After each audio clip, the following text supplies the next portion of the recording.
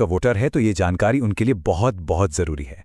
चुनाव आयोग ने सिर नाम का एक नया अभियान शुरू किया है जो सीधे तौर पर वोट देने के अधिकार से जुड़ा हुआ है। चलिए इसे जरा समझते हैं। देखिए, ये अभियान 2 फेज में होगा।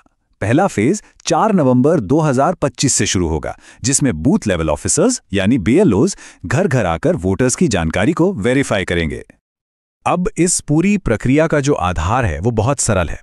2025 की जो वोटर लिस्ट है उसकी तुलना सीधे सीधे साल 2002 की लिस्ट से की जाएगी और इसी तुलना के आधार पर हर वोटर को A से लेकर F तक 6 अलग अलग कैटेगरीज में बांटा जाएगा। मतलब 2002 की वो लिस्ट ही एक तरह से सब कुछ तय करने वाली है। तो सवाल ये उठता है कि किसी को कौन सी कैटेगरी मिलेगी। इसके लिए ना 2 मुख्य चीजें देखी जाएंगी। पहली, वोटर की उम्र, और दूसरी, 2002 की वोटर लिस्ट में उनके परिवार का नाम है या नहीं।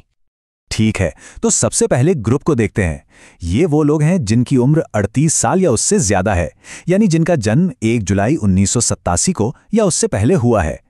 अगर उनका नाम 2002 की लिस्ट में मिल जाता है तो उन्हें रखा जाएगा कैटेगरी A में, और अगर नाम नहीं मिलता तो उन्हें डाल दिया जाएगा कैटेगरी B में। एकदम सीधा सा हिसाब है। अच्छा, अब आते हैं दूसरे एज ग्रुप पर। यह है 22 से 38 साल के वोटर्स, जिनका जन्म 2 जुलाई 1987 से 2 दिसंबर 2004 के बीच हुआ है।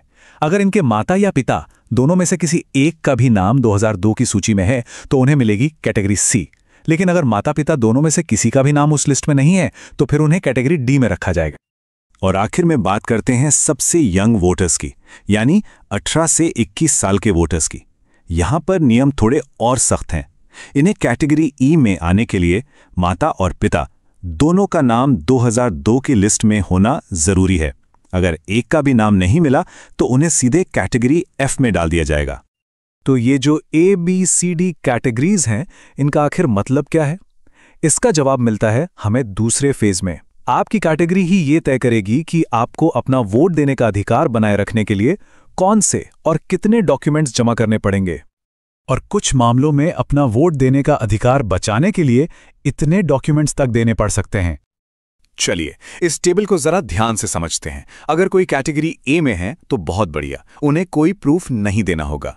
B, C और E कैटेगरी के लोगों को सिर्फ अपना एक प्रूफ देना होगा। लेकिन कैटेगरी D वालों को अपना और अपने माता या पिता में से किसी एक का यानी कुल 2 प्रूफ देने होंगे। और सबसे ज्यादा कैटेगरी F वालों को अपना और अपने माता पिता दोनों का मतलब कुल 3 प्रूफ पेश करने होंगे। और सबसे जरूरी बात, अगर ये प्रूफ नहीं दिए जा सके तो मतदाता सूची से नाम हटने का पूरा खतरा है। तो अब सबसे बड़ा सवाल, आखिर किया क्या जाए? घबराने की जरूरत बिल्कुल नहीं है। कुछ बहुत आसान कदम हैं जो अभी से उठाए जा सकते हैं ताकि आगे चलकर कोई भी परेशानी ना हो।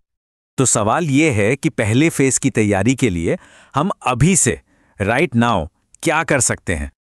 देखिए, हमारा लक्ष्य होना चाहिए कि हम सबसे आसान कैटेगरीज A, C और E में आ जाएं। इसके लिए क्या करना होगा? जिनकी उम्र 41 साल से ज्यादा है वो 2002 की लिस्ट से अपना नाम, भाग संख्या और क्रम संख्या ढूंढकर अपने BLO को दे दें। जो 21 से 38 साल के हैं वो अपने माता या पिता में से किसी एक की 2002 की लिस्ट की जानकारी अपने BLO को दे दें। और जो 18 से 21 साल की युवा वोटर हैं वो अपने माता और पिता दोनों की 2002 की जानकारी निकालकर अपने BLO को दे दें। एक बात याद रखिए, अभी से ये थोड़ी सी मेहनत करने का फायदा बहुत बड़ा है। जब पहले फेज में BLO वेरिफिकेशन के लिए आएंगे ना, तो उनके लिए आपको A, C या E जैसी आसान कैटेगरी में डालना बहुत सिंपल हो जाएगा और आप भविष्य की बड़ी मुश्किलों से बच जाएंगे। आखिर में ये सारी मेहनत सिर्फ किसी दस्तावेज के लिए नहीं है। जैसा कि इस गाइड में कहा गया है, ये इसलिए है ताकि हमारा वोट देने का अधिकार बरकरार रहे और हम लोकतंत्र को बचा सकें। तो जागरूक रहिए, अपनी जानकारी तैयार रखिए और इस जरूरी संदेश को दूसरों तक भी जरूर पहुंचाइए।